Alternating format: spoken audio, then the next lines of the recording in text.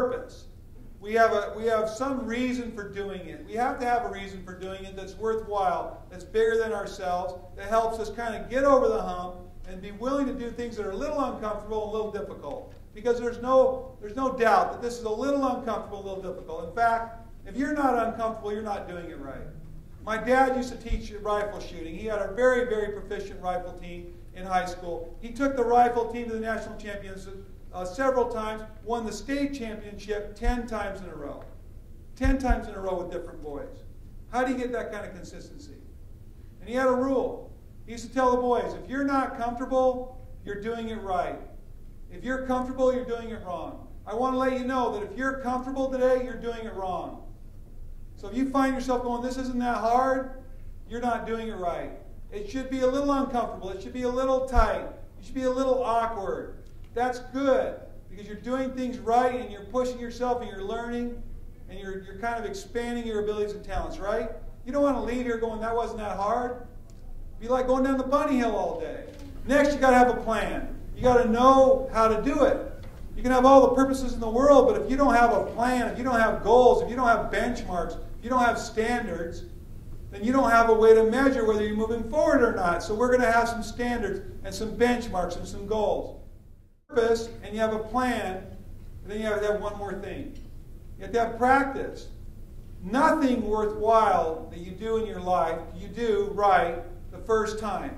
Nothing worthwhile that you do in your life that you do right when you only do it during game time. You have to practice it. You have to get familiar with it. You have to be confident in it. You have to be able to do it second nature. And most importantly, you have to do it under pressure. You know, anyone can do this skill in this classroom in a role play when there's no one really there.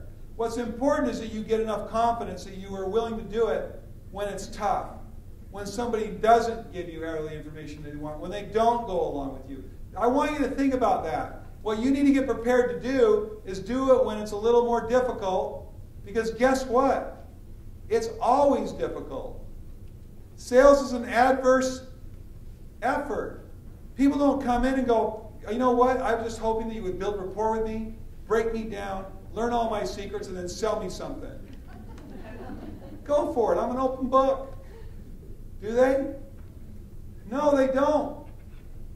They have all these tricks and things they do. Some of them are for self-preservation. Some of them make sure they don't make a bad decision. Some of them are because they don't want to acknowledge what they really need. There's all these things that are going on. And so they have these protection mechanisms that are fine-tuned and well-honed and well-supported by every other salesperson they come in contact with.